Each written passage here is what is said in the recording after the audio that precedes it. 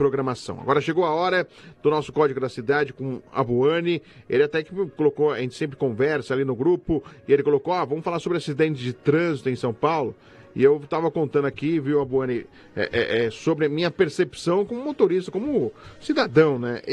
Claro, pode ser uma percepção exatamente em virtude da velocidade da comunicação. Com a comunicação de hoje, de rede social, uma velocidade rápida, né? A informação chega cada vez mais rápido às pessoas.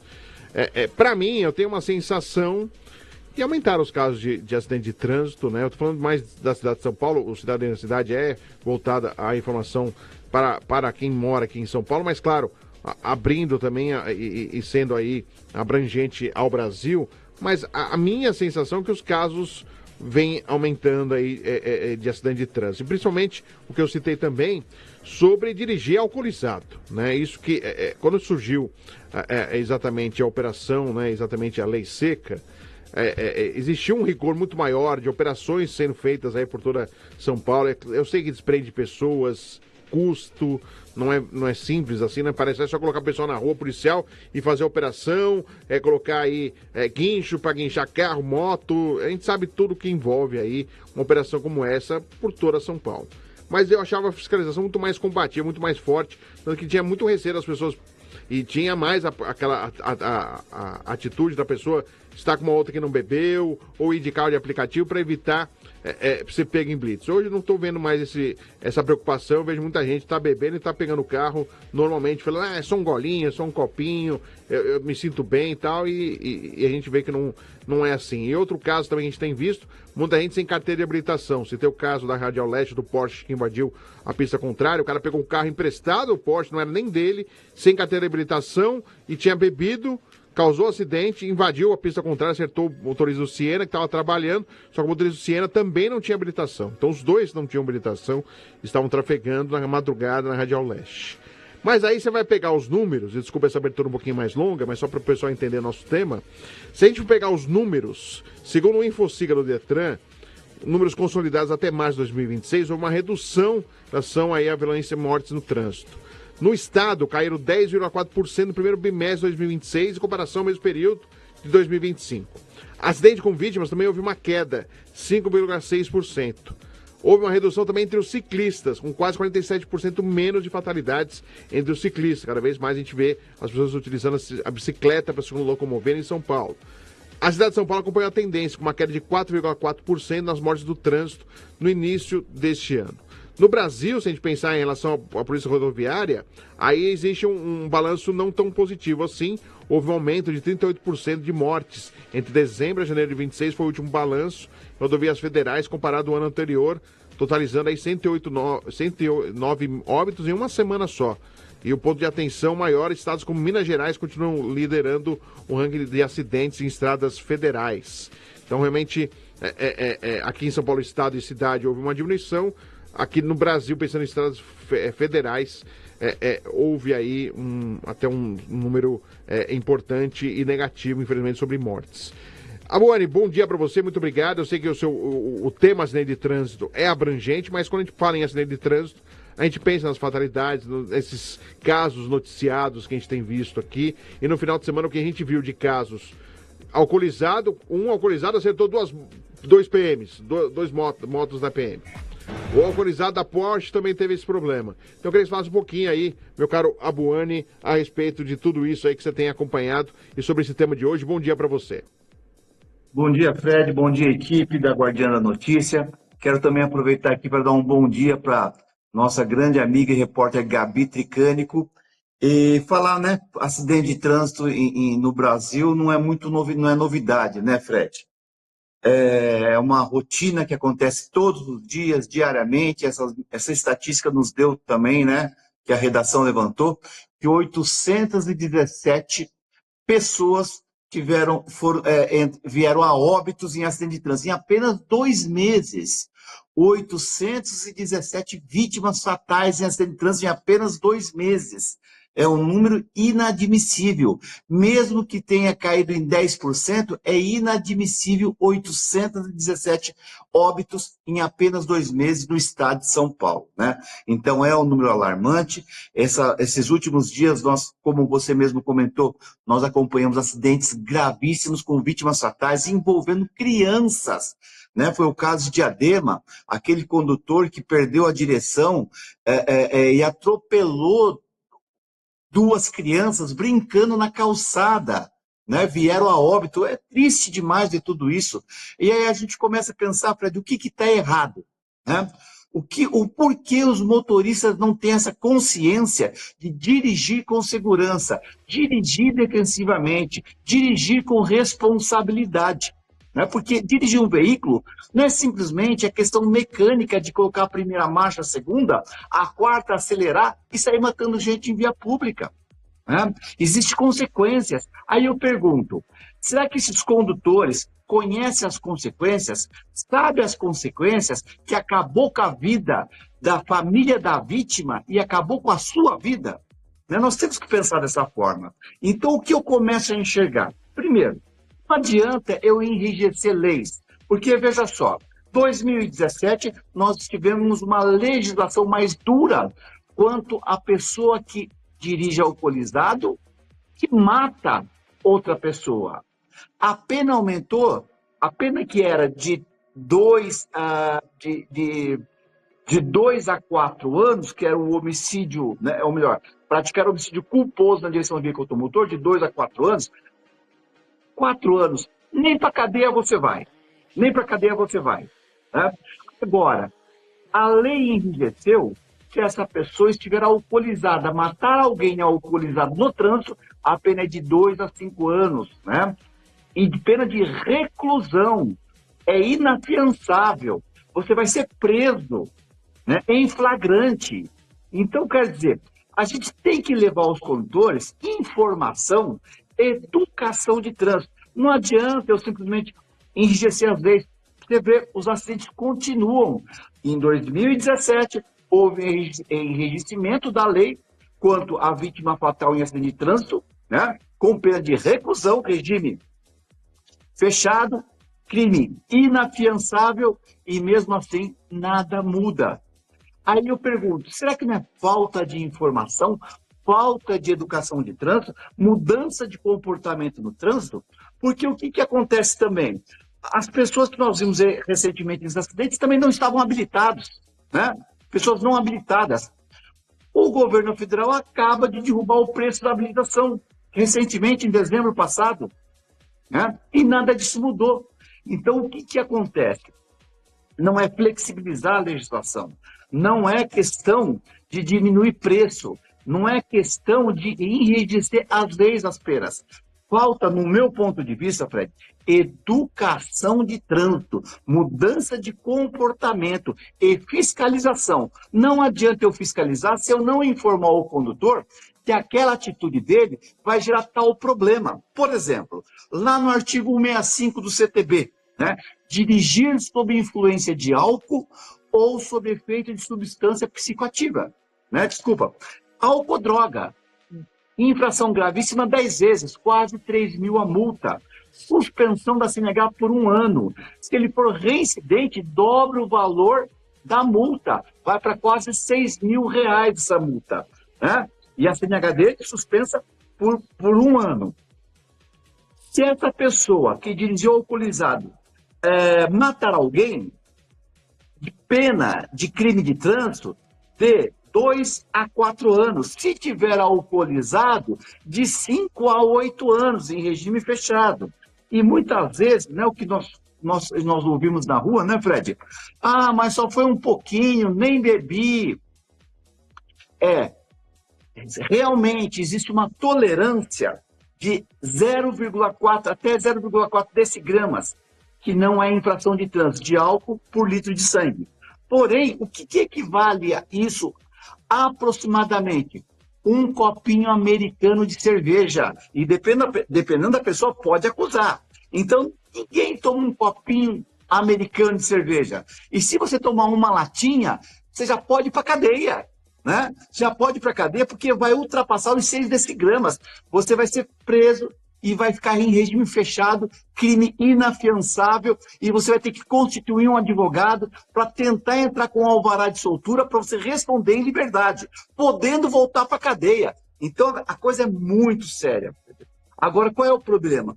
Eu entendo que os nossos condutores não têm essa informação. E mais um detalhe, quando eu pratico o crime de dirigir alcoolizado, né, ou mato alguém, e não possuo a minha habilitação, essa pena é agravada em um terço da máxima, né? Quando eu atropelo a pessoa na calçada, agravado em um terço da máxima.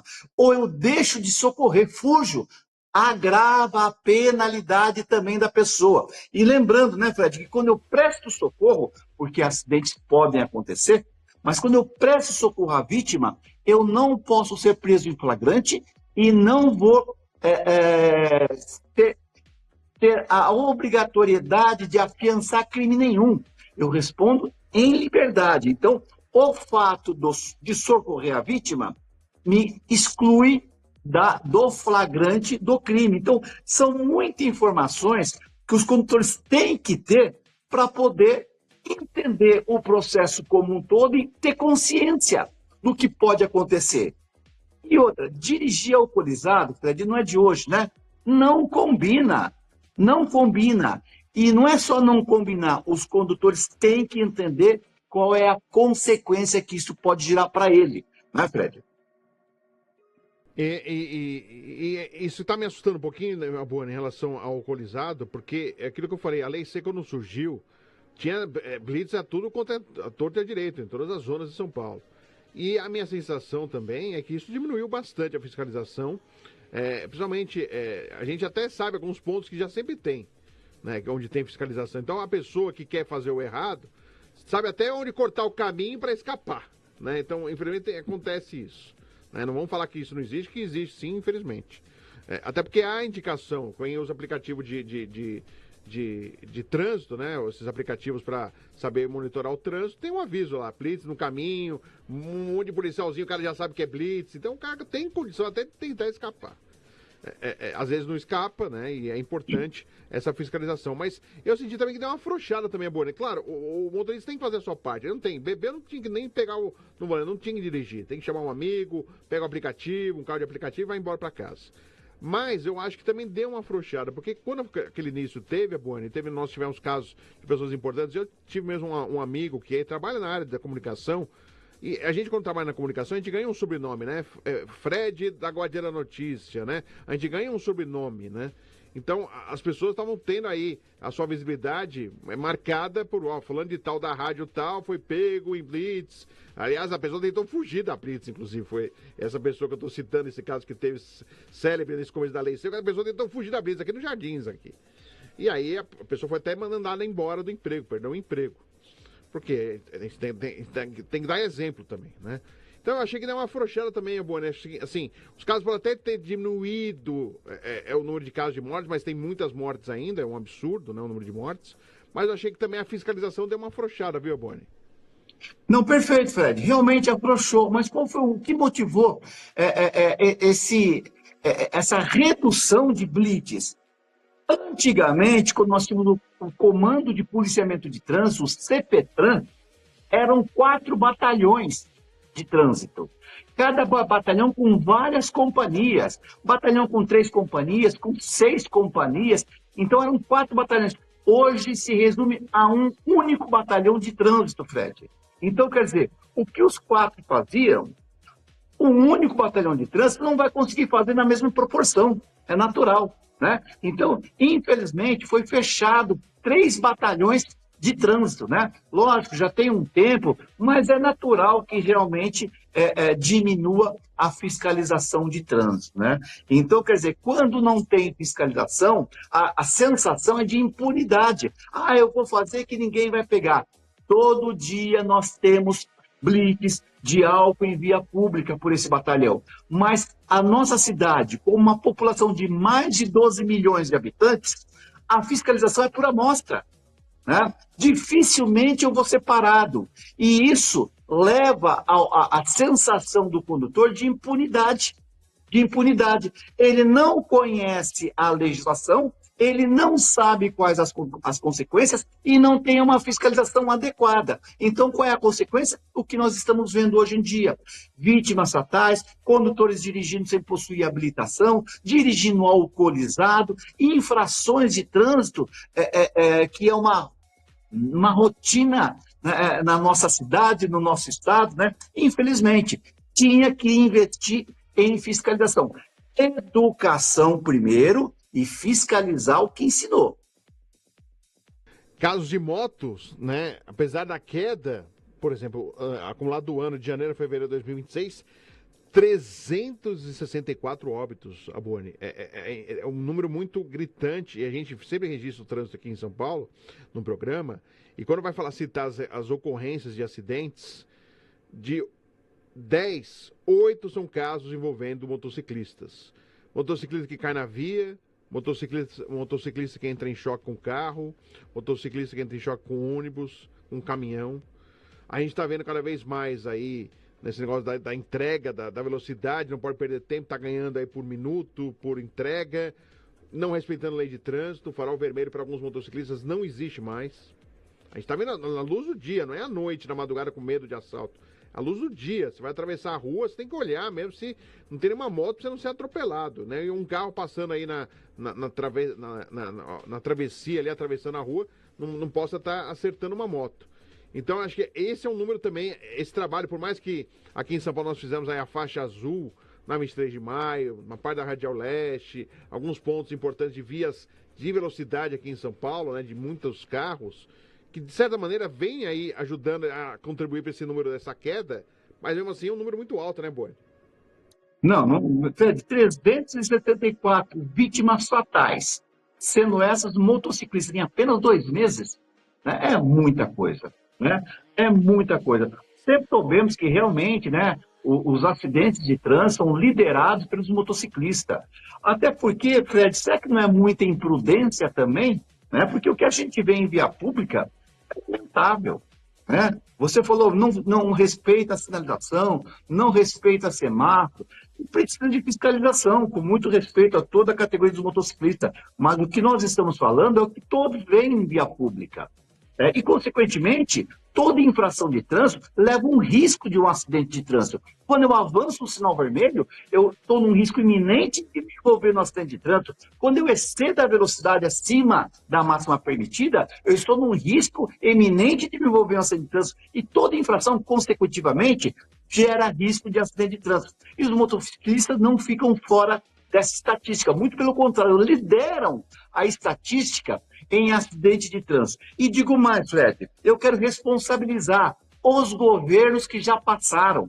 Por quê? Nós temos lei para regulamentar a atividade do motofretista, por exemplo, esses pessoal que estão na rua o dia inteiro fazendo entrega e correndo contra o tempo para poder melhorar o seu salário. Desde 2009, nunca conseguiram implantar a lei. Nunca conseguiram implantar a lei. Por quê? Falta braço? Ou é receio de questões eleitorais, né? Porque é uma categoria muito forte, é uma categoria volumosa. Se eu não me engano, hoje aproximadamente 300 mil motofretistas só na cidade de São Paulo. 300 mil. É muita coisa, Fred. Mas tem que colocar regra. Tem que colocar regra, porque eles estão morrendo. As pessoas estão morrendo em via pública, né? E não é só a questão do motociclista, é o atropelamento também, que é comum. É o segundo acidente que lidera as estatísticas com vítimas fatais. Né? Então, quer dizer, o governo tem que colocar o pulso forte, né? Comprou a lei. A lei existe, mas não está sendo cumprida. Então, não é questão de enrijecer a lei, é questão de fiscalização e educação de trânsito. E até um detalhe sobre atropelamento, principalmente terceira idade, né? Porque vai atravessar a rua, é mais lento ao atravessar, um cuidado maior para atravessar, e é nesses casos aí de imprudência em relação aos sinais de trânsito, a gente vê um número crescente da terceira idade aí sendo vítima, infelizmente, da violência do trânsito. E a Boane, você citou algumas vezes educação, educação. De que forma? Qual que seria a sua ideia para que... porque, claro, nós temos aí formando novos condutores, uma nova lei, né, uma maneira mais prática de você tirar uma carteira. Mas de que forma aqueles que já têm a carteira de habilitação, aqueles que já estão no trânsito, poderiam melhorar a sua forma de agir no trânsito? Qual que seria a ideia? O que você pensa a respeito, Abone?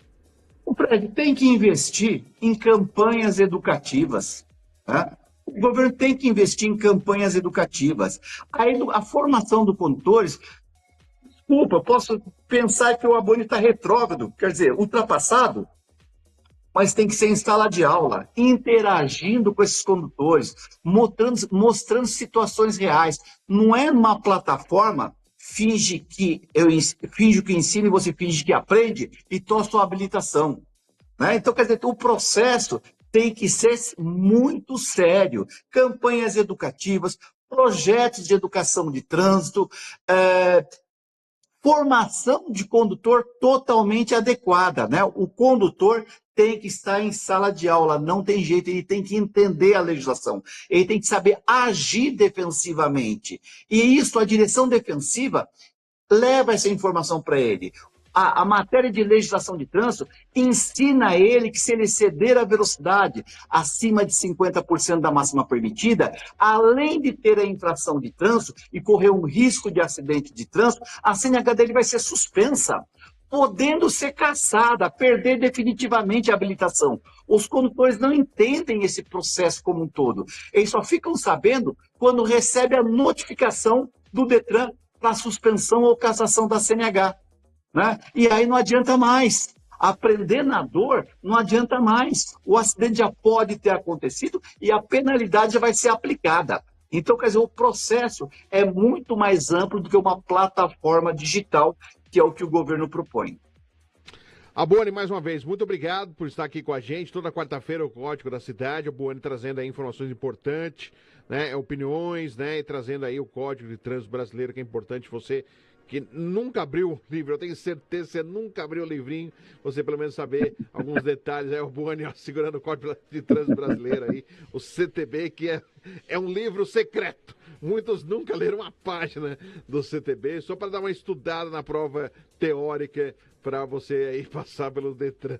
Porque no restante você nunca mais abriu o livro, eu tenho certeza disso. E eu posso falar por mim, que eu também. Não vou falar que eu fico lendo o CDB, eu sei todos os artigos. O Abone, sim, que tem esse contato maior e pode falar com propriedade de todos os temas relacionados ao trânsito. E aqui no Cidadania da Cidade a gente vai trazer sempre esses temas importantes para reflexão, para pensamento, para quem sabe também ajudar de uma certa maneira mudarmos esse trânsito que, apesar dos números decrescentes em relação à violência, à morte no trânsito, para mim ainda um trânsito muito violento, né? A gente sai estressado, a gente sai até suando, dependendo do trânsito, como tá, da tamanha violência que anda o trânsito em São Paulo. Abone, muito obrigado, ótima quarta-feira para você, uma boa semana ainda e encontro marcado quarta-feira que vem, combinado? Obrigado, Fred, até quarta que vem.